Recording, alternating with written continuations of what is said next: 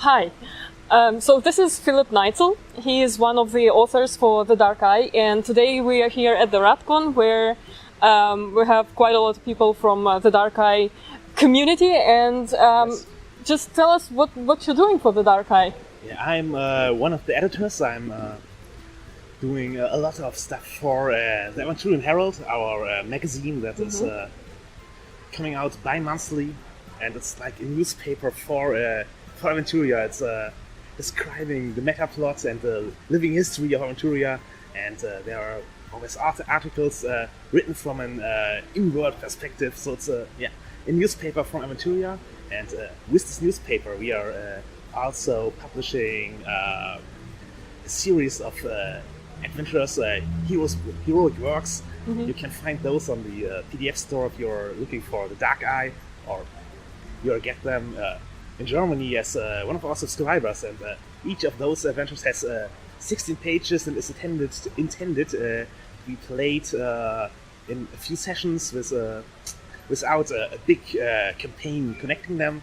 They are made to be self-contained, small adventures, and those are my two main things, but I do whatever has to be done. I did some rules design on Aventurian Magic 2. I wrote the character classes for Aventurian Magic 1 and the book about the gods, Aventurisches Götterwirken. I'm at the moment not sure what we will translate it in English. Yeah, I think it's a difficult one. So far, I'm not sure myself. So, but you'll find out soon enough when we are bringing it to the US. Is it gonna happen soon?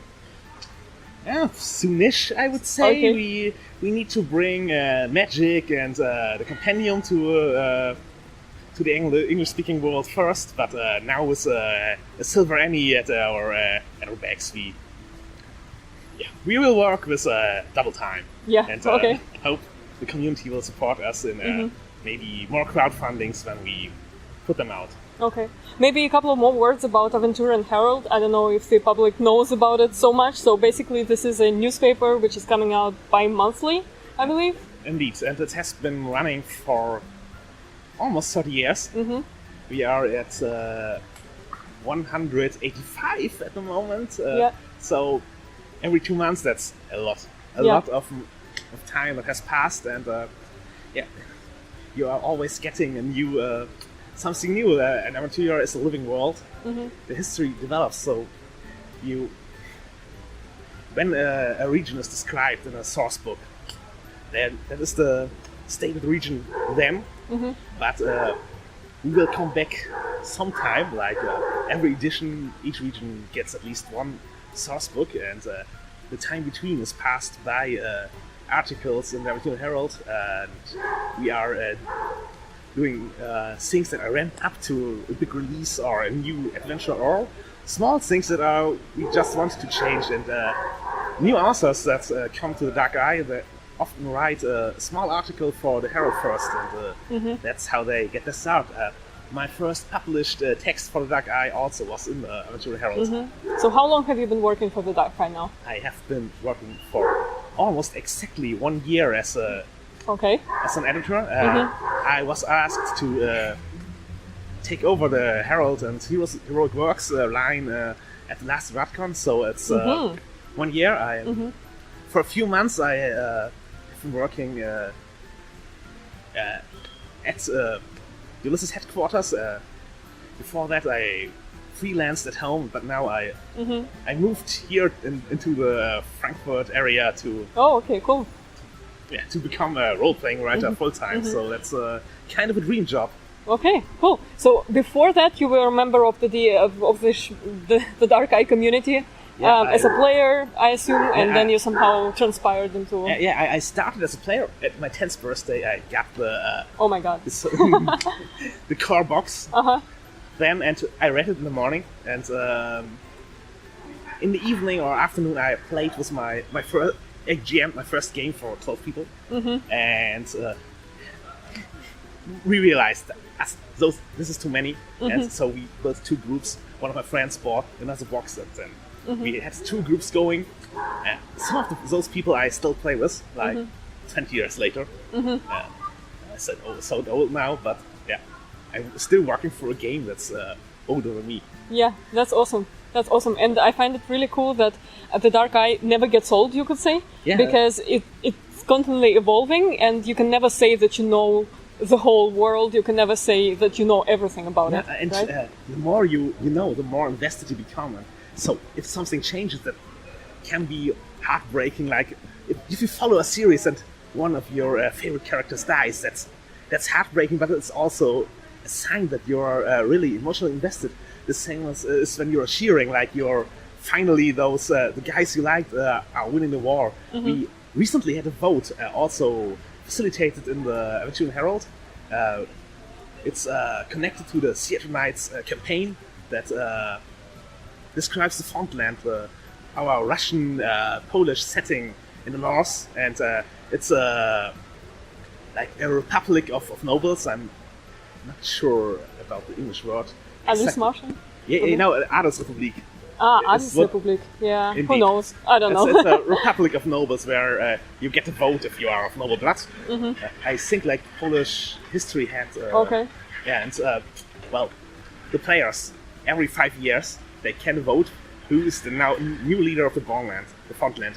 So this time there was a campaign leading up to it, and one character who players really got to know in the campaign, who did some badass stuff, won the election, but the players were there, and each of the NPCs there had supporters, and So was it a tough run? Was it really like a close competition? we had the clear winner. This was our the old Adelsmarschall, the old noble marshal of Frontlands. She won it again, but she gained a lot more profile during the campaign. Nadjesha von Leuforten is her name, and she's now a more well-known NPC. But she had two close competitors. One of them more of a darker guy, Aldrich von Notmark. He's more of an evil character, but interesting on a story perspective. And Juro von Elkinen, who started as a meme, like a joke. He was a running gag on Alveran.org, now defunct the Dark Eye forum, and players actually did a write-in campaign when, like 10 years ago, when we did one of the Frontland elections. They did a write-in campaign. He had enough votes that we decided now he's an official character, and he still is getting votes 10 years after. Became part of Aventuria because the players wanted that, and because one player had a good idea. So Aventuria really is a world created by all players. Like I started there, then to come back to my curriculum vitae as a Dark Eye person, I have been playing for 20 years. I joined the convention demo team a while ago. You're wearing a shirt of the newest incarnation of this team still. Our copper green. And I have a dragon helping me. Indeed, like you should. I'm not wearing my dragon lanyard, but dragons are great. Yeah, dragons rule. Okay.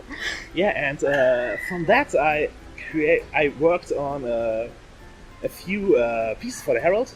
So they knew I could write, and I organized one of our big multiplayer adventures we do at each Redcon.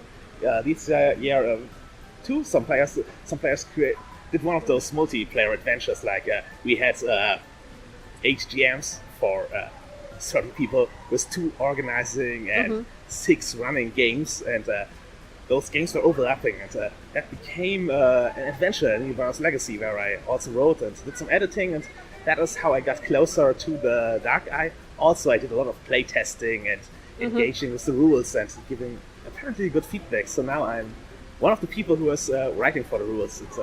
But it's still pretty new for me and pretty great as a journey. And I didn't know it was my life goal. I was a journalist before I joined here. But so now you're a fictional journalist who is writing for the Aventurian Herald, right? Yeah, journalism didn't leave me, but I'm a full-time RPG writer and designer.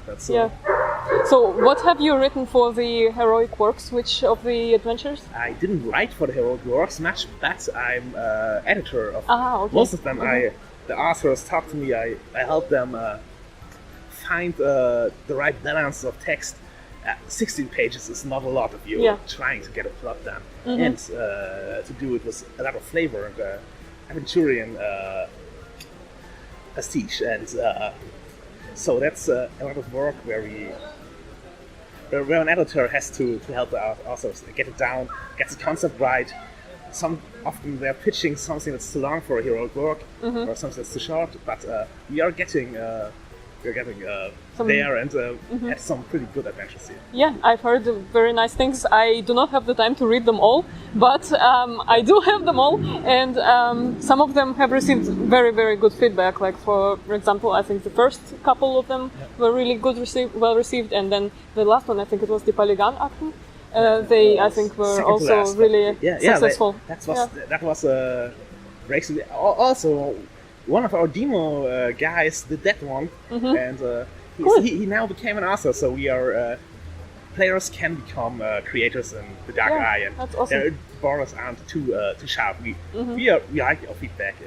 Yeah, cool.